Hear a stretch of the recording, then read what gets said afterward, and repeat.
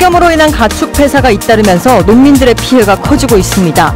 가축 폐사로 육계 가격도 오름세를 보여 밥상 물가까지 들썩이고 있습니다. 영호남 상생 협력을 위해서는 남해안을 끼고 동서로 횡단하는 철도망을 확충해야 한다는 목소리가 높습니다.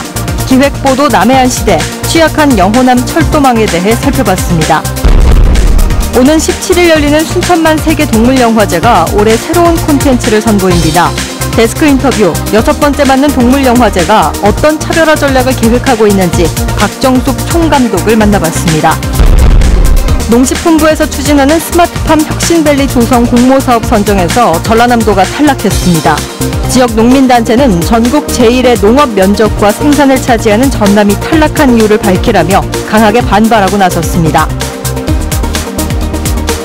시청자 여러분 안녕하십니까? 여수 MBC 뉴스데스크입니다. 기록적인 폭염이 계속되면서 축산 농가들의 불안도 커지고 있습니다. 게다가 폭염의 기세가 물가 상승까지 이끌 것으로 보여 가계 경제에 부담이 되고 있습니다. 김종수 기자가 보도합니다. 양계농가 앞마당의 살수장치가 끊임없이 물을 뿜어냅니다. 섭씨 36도를 넘나드는 폭염 속에 양계 폐사를 막기 위한 임시조치입니다. 올해 최악의 여름을 맞고 있는 농장주는 당분간 폭염이 이어질 것이라는 예보에 걱정부터 앞섭니다. 사육 밀도가 좀 높아집니다. 그러다 보면은 이렇게 체온 발산 이렇게 이것도 좀 어렵고 그렇기 때문에 더 폐사가 더 늘어날 수가 있습니다. 현재까지 관내 폐사 피해는 13,000여 마리로 폭염 일수에 맞춰 추가 피해도 우려됩니다. 이에 따라 폐사에 취약한 영세 농가를 중심으로 지자체 역시 지원책 마련에 바빠졌습니다. 되도록이면은 저희들은 중소규모 농가들이 폭염에 충분히 대응할 수 있도록 폭염 저감 시설을 이번 기회에 충분히. 그러나 폭염과 가축 폐사가 밥산 물가에 영향을 미칠 것이라는 전망이 나오면서 악순환도 우려되고 있습니다. 지금 폭염이 이어지게 되면 7월과 같이 등채가 덜 된다든지 이런 생산성 부분에서 문제가 생길 수 있어서 가격이 전년보다는 상승할 것으로 저희는 이제 전망을 하고 있습니다. 실제로 지난 6월부터 이어진 폭염 때문에 소비가 많은 육계의 경우 가격 상승세가 뚜렷합니다. 게다가 산란계의 폐사까지 늘게 되면 달걀값 역시 영향을 받을 수밖에 없습니다. 숨막히는 폭염으로 축산 농가들의 피해가 잇따르는 가운데 그 여파가 소비자들의 주머니까지 위협할지 이번 달 기상 상황이 또 다른 변수가 되고 있습니다. MBC 뉴스 김종수입니다. 폭염 속에 전기 사용량이 늘면서 아파트 단지의 정전 사고가 급증하고 있습니다. 한국전력에 따르면 지난 7월 한 달 동안 발생한 전국 아파트 단지 정전 사고는 91건으로 지난해 7월 43건에 비해 112% 증가한 것으로 나타났습니다.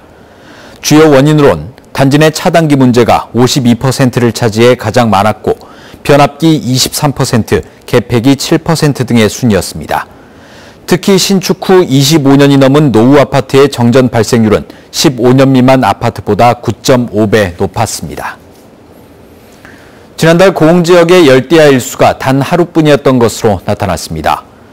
고흥구는 최근 기상청 통계를 인용해 지난달 전국 평균 열대야 일수는 7.8일로 부산이 15일, 여수 14일 등 전국에 폭염이 기승을 부렸지만 고흥 지역은 단 하루뿐이었다고 밝혔습니다.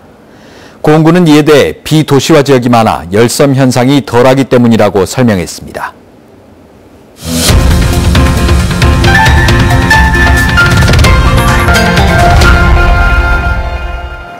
6회째를 맞는 순천만 세계동물영화제가 올해 처음으로 사무국 체제로 전환되면서 총감독의 지휘하에 진행됩니다. 순천 출신 영화감독인 박정숙 씨가 총지휘를 맡게 됐는데요. 올해 영화제는 어떻게 차별화될지 알아봤습니다. 데스크 인터뷰 박광수 기자입니다. 네, 감독님 먼저 순천만 세계동물영화제 명칭이 그런데요. 어떤 영화제입니까? 특징은 어떻게 됩니까? 저희 영화제는 이름이 동물영화제인 만큼 동물이 주인공인 영화를 트는 게 가장 큰 특징이라고 할 수 있습니다. 그리고 세계에서 가장 처음으로 이곳 순천에서 생긴 게 또 하나의 특징이라고 할 수 있습니다. 동물을 소재로 한 가장 최초의 영화제인 거죠? 네네. 네. 지금까지 5차례 영화제가 열렸는데요. 사실 평이 좋지 않은 적도 많았어요. 존폐가 거론되기도 하고 그랬는데 도대체 뭐가 문제였나요? 시민들에게 관심을 많이 받지 못했던 것 같아요. 그게 아마 가장 첫 번째 이유인 것 같고 이름은 영화제인데 반려산업이나 영화제가 같이 혼재돼 있으면서 사람들이 정체성에 좀 혼란이 오면서 그런 문제가 생기지 않았나 그렇게 생각합니다. 영화와 반려산 간의 혼란. 네. 그러면 감독님은 그 두 가지 중에 어느 쪽을 중점을 두시는 겁니까, 이번에? 저는 이번에 영화에 중점을 두었습니다. 그래서 영화를 많이 볼 수 있는 영화제다운 영화제로 만들어갈 계획입니다. 감독님, 순천과 같은 이런 중소도시에서 영화제의 바람직한 모델은 어떤 것입니까? 어떤 방향으로 발전이 돼가야 할까요? 그 지역에서 영화제는요, 지역의 뿌리를 깊이 내리는 게 굉장히 중요합니다. 그래서 보통 지금 이제 20회 이상 된 지역 영화제들은 지역 주민들의 참여가 굉장히 높습니다. 근데 초창기에는 화려하게 확대하려고 하는 이런 게 있기 때문에 사실은 영화제가 자리를 못 잡는데, 지금 당장은 눈에 보이지 않지만 1년, 2년이 지나면은 지역 밑으로 이렇게 스며드는 영화제로 가는 게 맞다고 봅니다. 동네에서 볼 수 있는 마음 편한 동네 영화제, 제가 이제 이름을 붙이기는 뭐 슬리퍼 영화제, 슬리퍼를 신고 그 극장에 가서 영화를 볼 수 있는, 그렇게 컨셉을 잡아서 7년 동안 그 영화제를 이제 진행을 해 왔는데요. 그 모든 영화의 감독님들을 초청을 했어요. 그래서 그 감독님들을 동네에서 만날 수 있는 많은 감독님들을 순천으로 초대를 해서 이제 학생들과 일반 시민들이 나 영화 감독을 만났어, 사인도 받았어, 그 감독이 어떤 영화를 어떻게 만들었는지를 들었어, 이제 이런 것들을 쉽게 한 뭐 5분 거리, 10분 거리 극장에 나와서 만날 수 있도록 그렇게 기획을 했습니다. 네. 순천 출신이시고요. 예, 다큐멘터리 감독이시고 많은 주목받는 작품들을 하시고 하셨는데 본인 소개 간단히 좀 부탁드립니다. 저는 여기에서 태어났고요. 순천에서. 이 순천에서 지냈던 그 시간들이 그 산에 가서 뛰어놀고 뭐 냇가에 가서 수영하고 또 계절마다 그 색깔이 변하는 거를 보고 자란 게 제 인생에 되게 중요한 뭐랄까 선물 같은 거였던 것 같아요.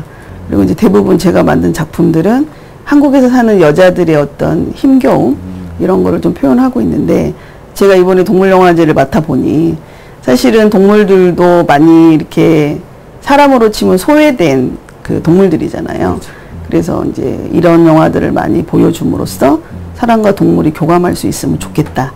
그렇습니다. 이제 6회째 영화제 성공을 해야 될 텐데 이를 위해서 우리 시민들에게 당부 말씀 한 말씀 부탁합니다. 제일 중요한 거는 순천 시민들이 이 영화제를 지켜주지 않으면 영화제는 오랫동안 이제 갈 수가 없거든요. 그래서 저희가 올해 그 시민들이 많이 올 수 있게 영화도 준비를 했고 또 이제 이 지역 분들이 영화제에 어떤 함께하는 그 주체로 설 수 있게 뭐 제작 교육이라든가 프로그램 교육이라든가 이런 것들을 마련을 했습니다. 굉장히 정성을 다해서 만들고 있습니다.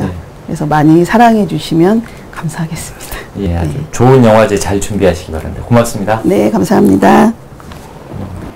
농식품부에서 추진하는 스마트팜 혁신밸리 조성 공모사업 선정에서 전라남도가 탈락했습니다.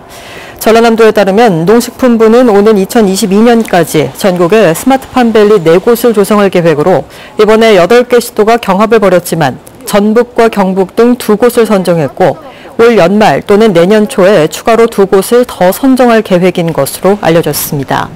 한편 한국농업경영인 전라남도 연합회는 이와 관련해 전남의 농업이 전국 제1의 면적과 생산을 차지하고 있는데도 이번 공모에서 탈락한 이유를 밝히라며 강하게 반발하고 있습니다.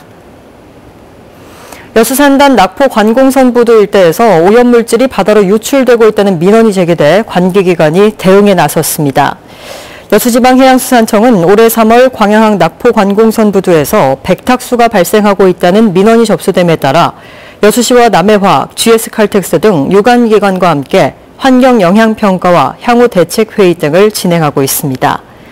해수청은 백탁수가 남해화학의 석고 폐기물 처리 시설에서 발생했을 가능성이 높은 것으로 보고 여수시에 원인 조사를 명령했고 조만간 외부 노출 방지 공사를 완료할 계획입니다.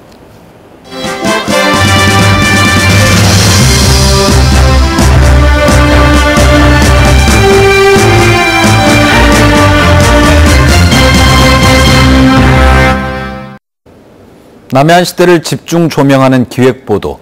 오늘은 영호남의 철도망을 살펴봅니다. 이 취약한 철도 인프라를 확충하고 속도를 높여 남해안 경제권을 앞당기자는 목소리가 커지고 있습니다. 보도에 정영호 기자입니다.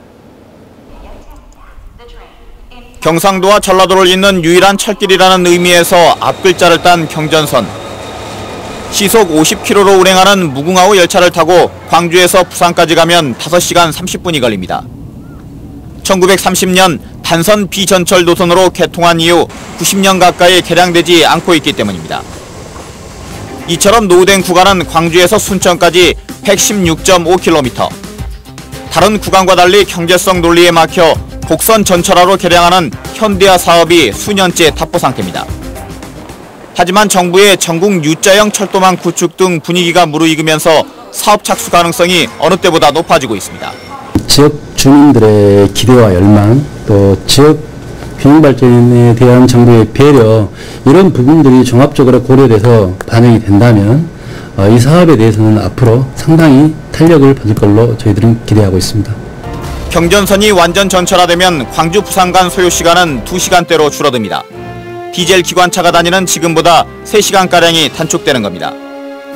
이와는 별도로 민선 7기도로 거론된 광주 부산 간 KTX까지 추진되면 접근성이 크게 개선되면서 1200만 인구의 남해안 경제권은 자립 성장할 수 있는 여건을 확보하게 됩니다. 자동차와 조선, 석유화학과 항공 등 남해안 주요 도시의 다양한 산업 클러스터가 통합된 경제 구조로 거듭나고 권역 내에서 상호 교류가 가능해집니다. 철도는 도로 부분에 비해서 상당히 많은 이점이 있습니다.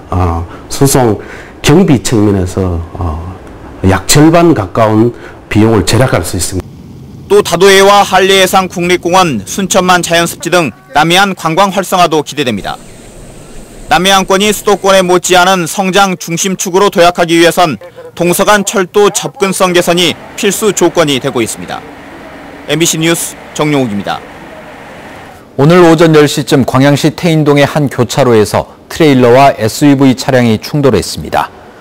이 사고로 SUV 차량의 조수석에 타고 있던 76살 이모 씨가 병원으로 옮겨졌지만 숨졌고 운전자 48살 강모 씨도 머리를 다쳐 병원에서 치료를 받고 있습니다. 경찰은 운전자들이 황색 전멸 신호를 무시해 사고가 난 것으로 보고 정확한 경위를 조사하고 있습니다.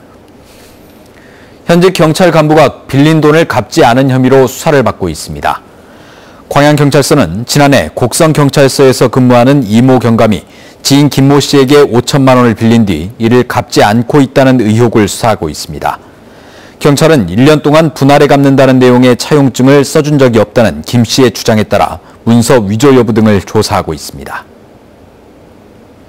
올해로 18회째를 맞은 거문도 백도 은빛바다 체험 행사가 거문도 일원에서 막을 올렸습니다. 행사 첫날인 오늘은 불꽃놀이를 포함한 개막식을 시작으로 전라남도 무형문화재 제1호인 거문도 뱃노래 시연과 축하 공연 등이 펼쳐졌습니다.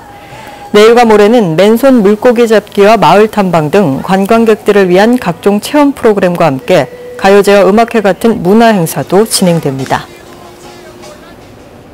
전라남도는 앞으로 도민 500명 이상이 청원하면 도지사가 20일 이내에 직접 공식 답변하는 청원제를 운영하기로 했습니다.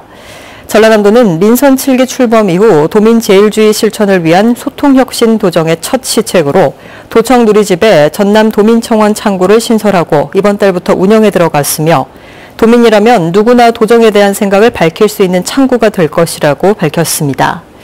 전남도는 이와 관련해 참여와 소통, 협력을 바탕으로 한 도민청원제를 통해 도민들의 의견이 정책에 반영될 때 실질적인 삶의 질 향상이 이루어질 것으로 기대한다고 덧붙였습니다.